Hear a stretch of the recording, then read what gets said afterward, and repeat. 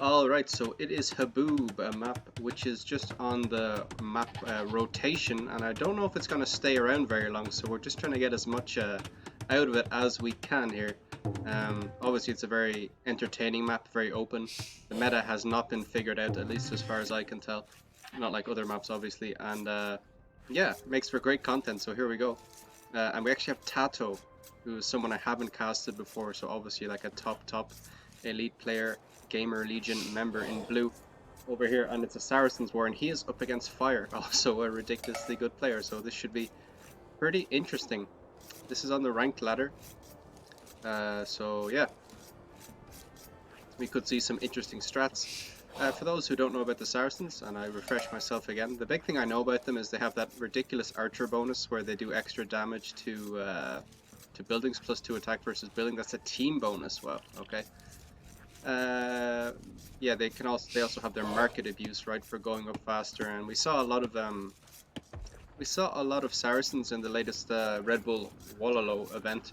But obviously this is an Empire Wars, this is just random map. Yeah, what else is going on with them? It's Camel and Naval Civilization. Camel units +10 hit points, Mamelukes, yeah. Unique text, Madrash, monks return 33% of their cost when killed. Zealotry, camel units +20 hit points. Wow, so they have a bonus for camel hit points and then another bonus to get even more. Anyway, we're watching TaToH here. He is pushing in his zebra and going to this wood line in the middle here. For those who don't know about HABOOB, you have these two big wood lines in the middle and then a big wood line around the end. And you see most people, I think, going to... Actually, I won't say most.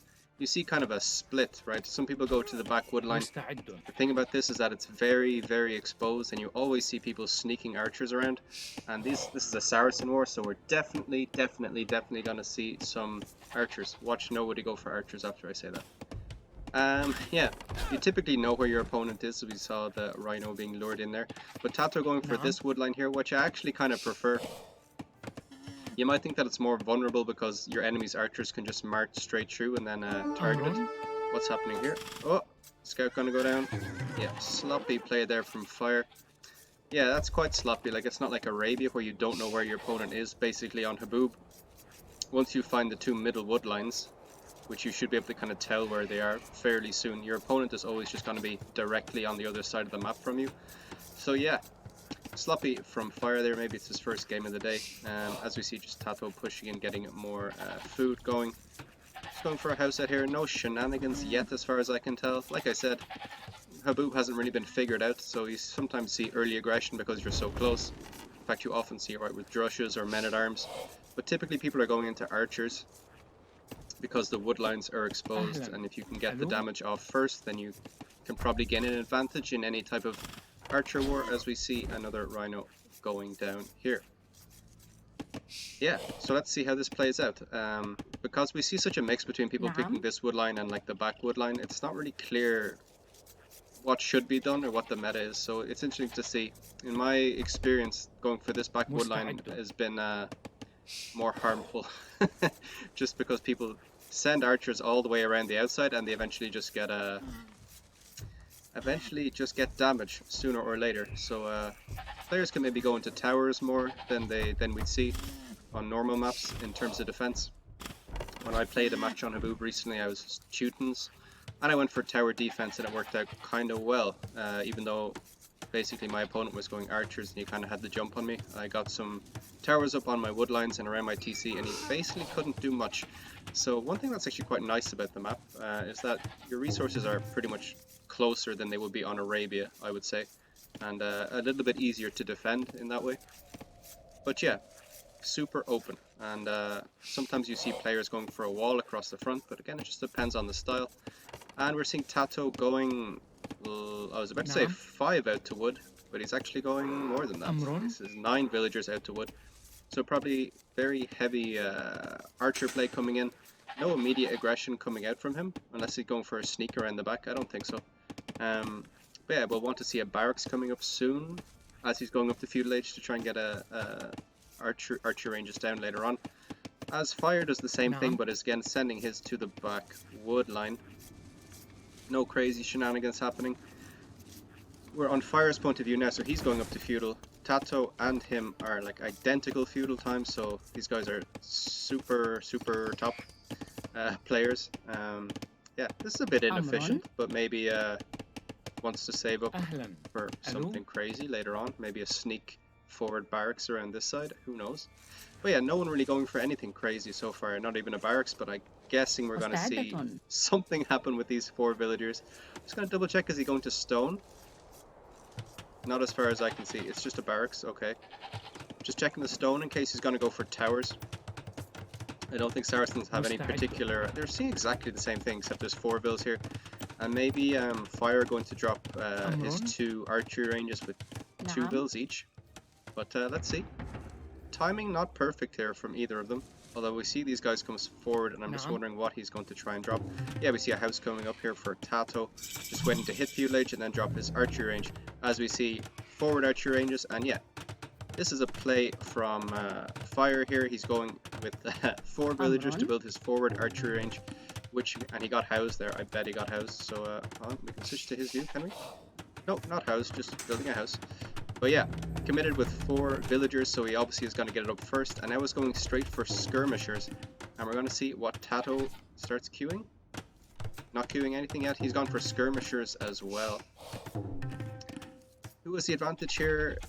Fire has the advantage with getting his army out first, but remember about the scouts, which Fire lost. But we have a spear coming out here to try and help out.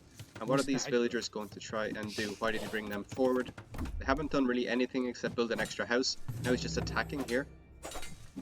I'm not really convinced about this, but yeah, Fire getting some damage here in terms of idling the eco, but not going to get any kills. But yeah, wants to batter these guys down. Could be worth getting some archers out just to attack here, but skirmishers from TaToH should deal with the spearman here, and then maybe his scout can come in and do more damage. He's doing a good job though, keeping his scout away. Definitely doesn't want to risk losing it, and maybe wants to lure it back under the TC. But Fire not falling for that one. So we see a villager coming forward again. Everyone just committing into skirmishers.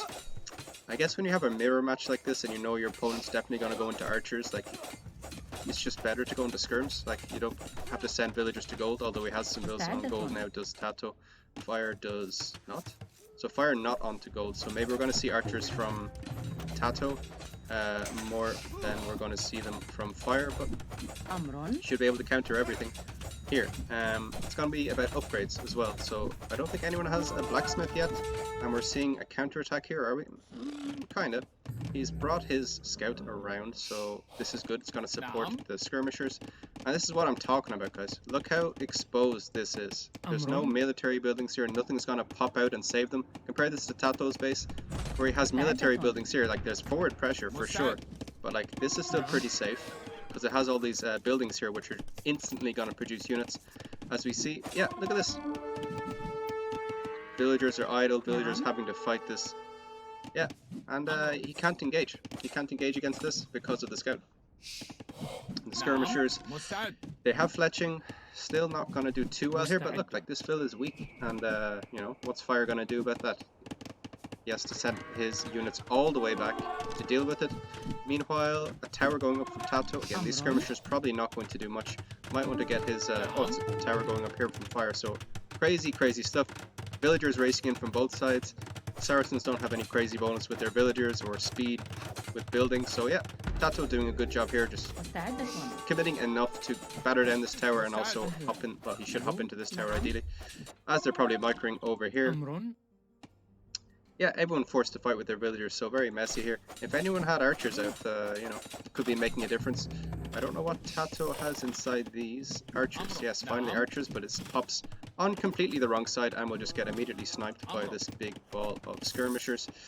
Everyone a bit housed, everything a bit messy. Yeah, so houses being dropped now, and yeah, this woodline continues to be pressurized. Isolated, right? Whereas TaToH, even though there's a second tower battle happening here, can still take this wood fairly safely, if not very efficiently. And we see these skirmishers coming around, maybe coming over to try and see what's going on, as we still see harassment at this back wood line.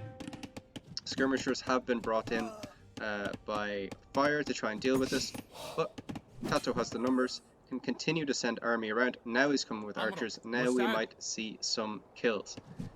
Great play by TaToH. The value he got out of his scout is crazy. Now he's leading these villagers over to the archers. These archers don't have armor, but they do have fletching, which gives them range and +1 attack. So great play there. And now, yeah, because this is exposed, I'm a broken record at this stage. We're going to see some deaths. Villagers are going to start going down. Certainly one here. Scout can block. And how's it going on this side? Yeah, this tower is going to defend here. It's going to be perfectly fine. TaToH miles ahead here. Miles ahead. As we see fire going into gold, TaToH sees it as well. And now TaToH can just sit in between these two resources here. Idle villagers here. But like, the houses weren't going to help, right? And the GG is called. Wow. Wow. Great game. This might, I think I'll put this up on YouTube. We need all the HABOOB content we can get. So if you're watching on YouTube, I hope you enjoyed the video, and you can check out my my Twitch channel. And I'm casting as many games on HABOOB as I can. We saw a great one here. Hope you enjoyed the video.